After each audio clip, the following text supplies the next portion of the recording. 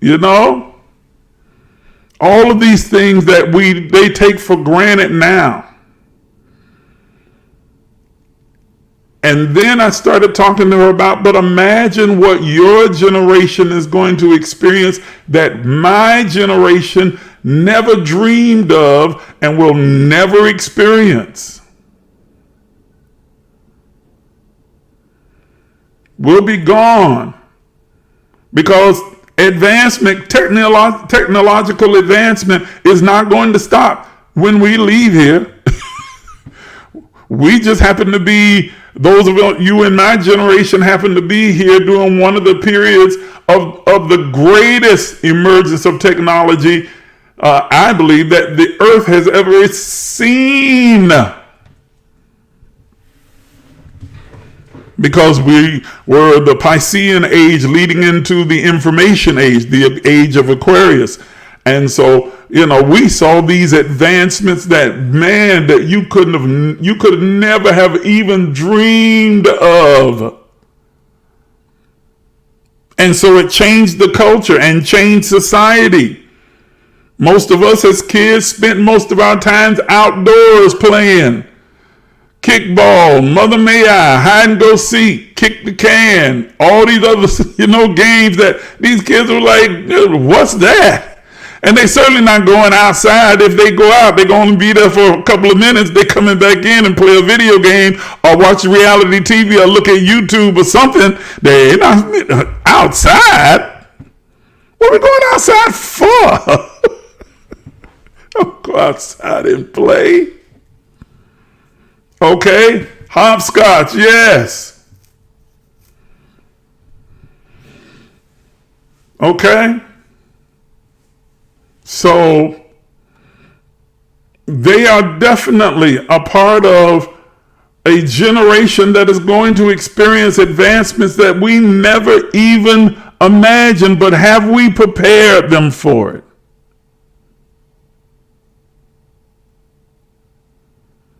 Are they grounded enough in real, actual, factual history so that they can avoid some of the bad choices that we made along the way and not end up repeating it? Oh, there's Vet. Girl, I haven't seen you in 100 million years. You know, we got to always exaggerate. It ain't been no 100 million years, but you know what I mean. Okay. And Mike says, yeah, we had the encyclopedia and the Bible. Exactly. Encyclopedia. I mentioned to my daughter about the Dewey Decimal System. Going in the library and looking up books in the card catalog, like, what? Checking out the book to read, sitting in the library and what? What in the world? Because there wasn't any Google. You couldn't just Google and have, I even told her, I said, I remember the day watching on, I think he was on CBS News or ABC News. I can't remember, one of the news channels. When Bill Gates made the statement that one day everyone would be walking around with the computer in their hand. And I thought, that's ridiculous. Because they had just started putting out these computers and they were huge. I'm like, ain't nobody gonna be able to walk around with no computer in their hand, man. That's impossible. It'll never happen. And yet now, today, not that long, not quite that old, everybody walks around with a high-speed computer in your hand, in your pocket, that you have access to all the information across the world in a matter of seconds. Who would have thunk it? Who would have thunk it?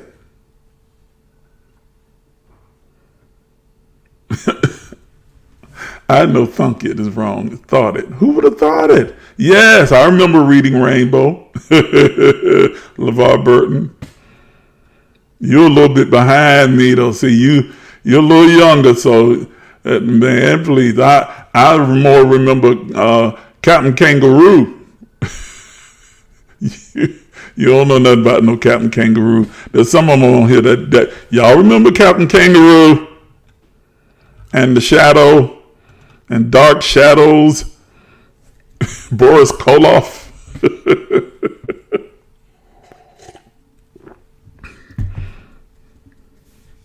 Okay, from way back.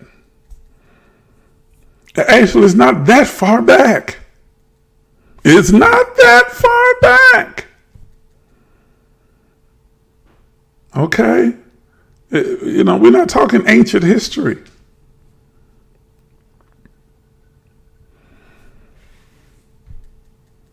In this conversation with my daughter was saying, you know, we come from a very old family. My father was born in 1912. It's like you got uncles, aunties who are all deceased now that were born in the 1800s. Well, I do, uncles and aunties, and I'll be her great uncle and auntie, her grandfather, born in 1912, my father. So we don't have to go back to great to start talking about our ancestors that came from Africa. I can go back 2 generations and be at my ancestors that came from Africa.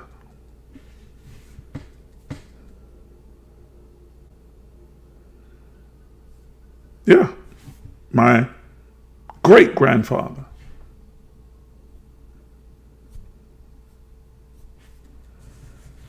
Yeah, Mike, see, so you know what I'm talking about. Mike says that his father was born in 1915.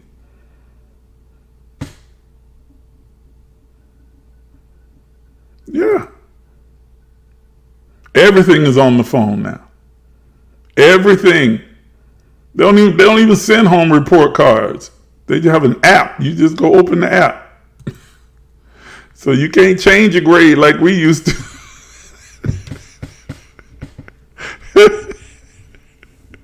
Get that report card, see that F, and you try and change that F to an A by drawing that little line.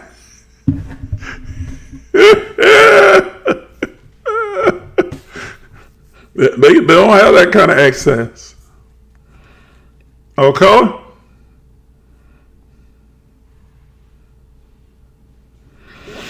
So, best of time, worst of times. Age of wisdom, but we also are in the age of foolishness. Man, are we in the age of foolishness. Social media is the breeding ground of foolishness.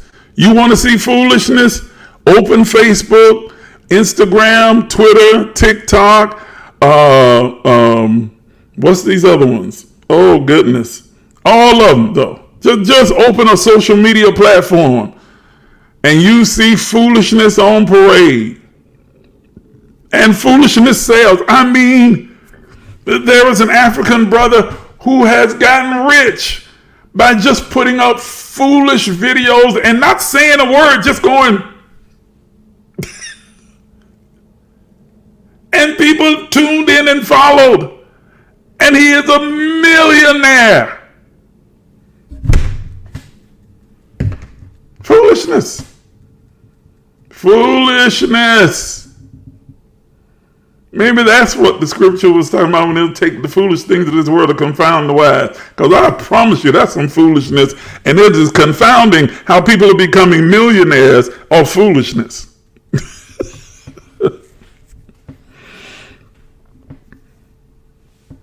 The universe is always in balance, but everything holds an opposing truth. All of which is true. It's just an opposing truth. 2 opposing things can be true at the same time. That is the law of polarity. And so it is absolutely true that we are in the age of wisdom, but we are also in the age of foolishness. It is absolutely true that we are at the epoch of belief, but also at the epoch of credulity. People don't believe nothing, doubt everything. We are indeed in the season of light,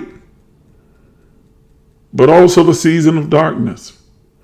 In the spring of hope and the winter of despair. How do we show up in this time? As those who are enlightened, aware, and conscious, how do we show up? How do we show up in these times?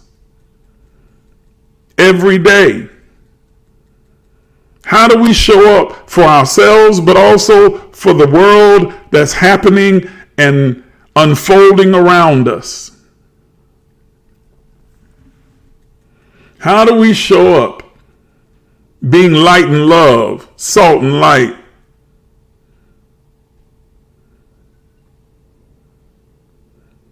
Being a representation. Represent God. Represent. Represent God. The representation of the all of everything.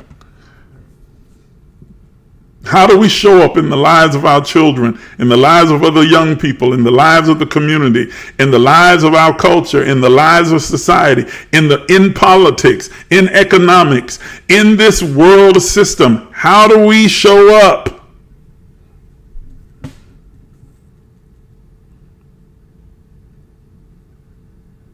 Or do we just keep walking past the pool and pretend we don't see?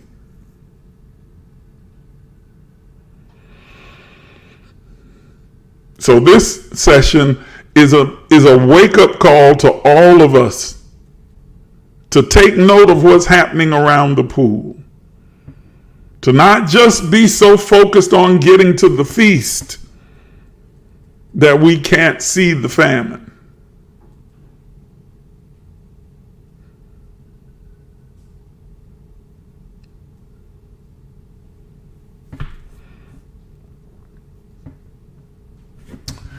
All right, I'm way over time again. And I don't care really, not this morning. It's a good conversation to have. It's a good conversation to have. Indeed, Kimoria, indeed.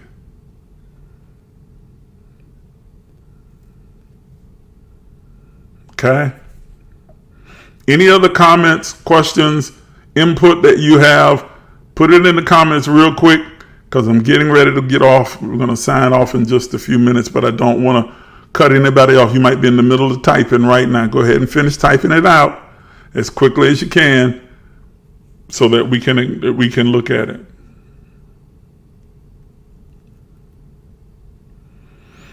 We tend to be very tunnel-eyed, one-sided, pick a side, tribalists in humanity and society. That's what's happening with Israel and Palestine. The United States have chosen their tribe and have set their lot, our government that is, with Israel. And so we are willing to justify anything that Israel does.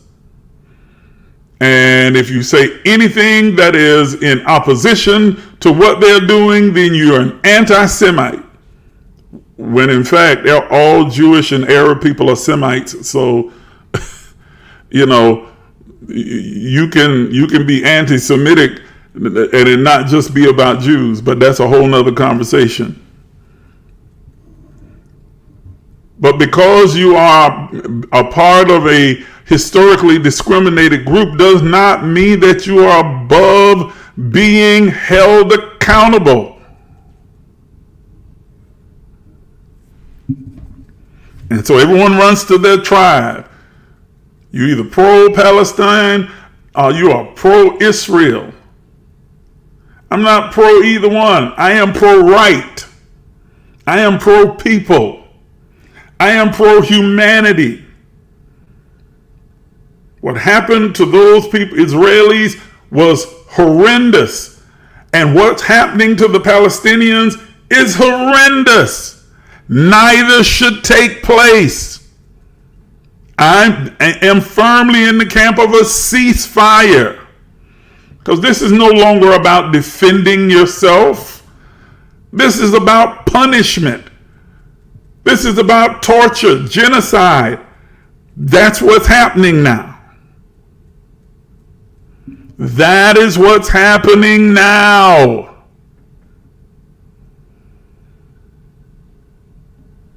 It makes no sense. If Hamas is the one that you're after, it makes no sense that you go in and bomb entire cities and whole communities, and so you take a butcher knife to something that you need a scalpel for. I'm just going to blow up the whole community trying to get Hamas. That's just like this man who they just captured, they found him dead rather, in Maine, who went in targeting these people, just shooting them down. Well, why didn't the United States say, hey, we can't allow this kind of terrorism to go on in Maine. We're just going to drop a bomb in Maine until we kill this man. We got to kill him. We got to get him out. We're going to just drop a bomb. And that'll get him. Of course not. Because there are too many other innocent people there that have nothing to do with it. So they went in tactically and went out to search and find this gentleman to go after the individual that was guilty without harming the innocent. You understand what I'm saying? You don't cure cancer with a sledgehammer.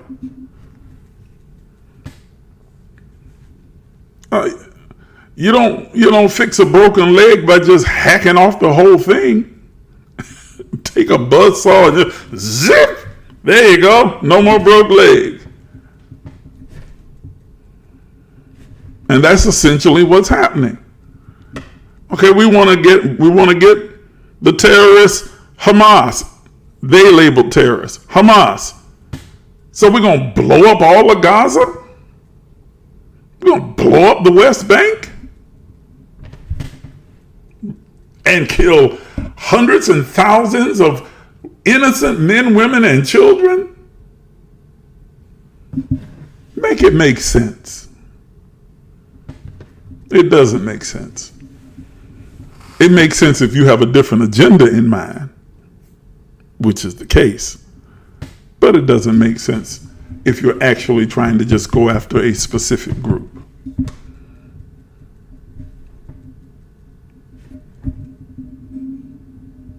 Okay, I didn't mean to get into the whole Israeli and Palestinian conflict that's taking place.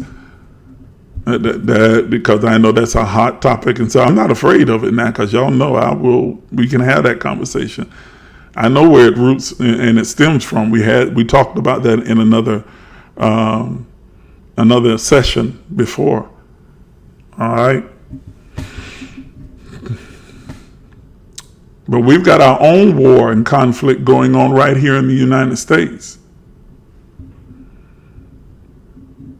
You got groups that were never eradicated. How come the United States never dropped bombs in Mississippi and Alabama and Texas and Kentucky and all these other southern states where the KKK was thriving? They were a terrorist group. They are a terrorist group.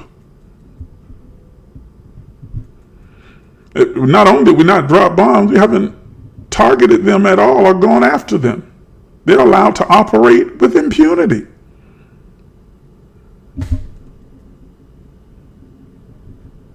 There's no all-out war on terror in the United States. We want to have a war on terror over in the Middle East. What about the terrorism that's happening here in the United States and has been happening for over 400 years? What about that terrorism? Or you really don't want me to get on that soapbox, because we can have that conversation. We got whole memorials and statues set up to celebrate the terrorism of this country. It's taught in school to not be terrorism, but to be patriotic.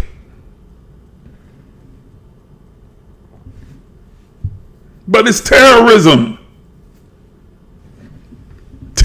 Legalized terrorism.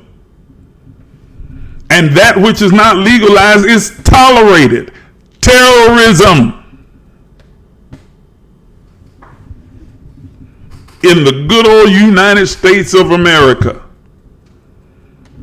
And I wish you would come on here telling me about, if you don't like it, why don't you just leave? What I'm going to leave for? You sound stupid. My ancestors built this place for free. You think I'm going to give it to you? Shoot. Man, don't get me started. No. And it's tolerated, celebrated, elevated right here in this country. Okay? And so what Israel is to the Jewish people, the police is to the United States. They're the untouchables. You can't say nothing bad about the police without couching it with the phrase, now we know all police are not bad. Most of them are good. But we still need to do some reform. That's a bunch of crap. Why are we not dropping bombs on them?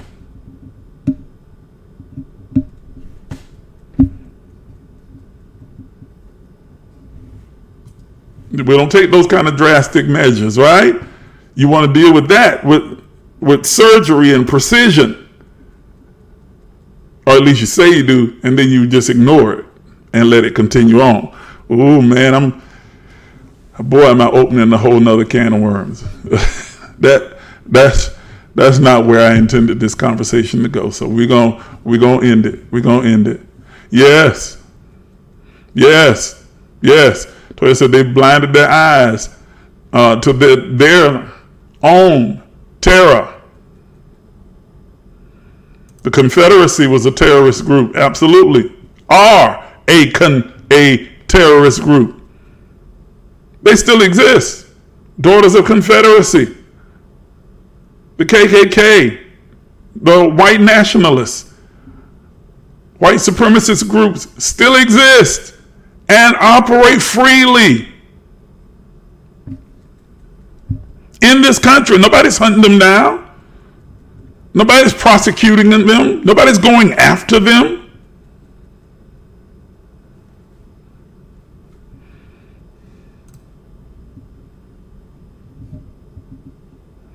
Exactly. Why would I leave when my forefathers built this place? Exactly. But telling me to leave, it's more my country than it is yours. Okay, never mind. Anyway. Ooh. Everything you have is because of my people. Your riches, your wealth, and everything else that you're experiencing.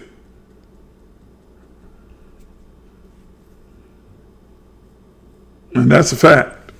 That is a quantifiable fact.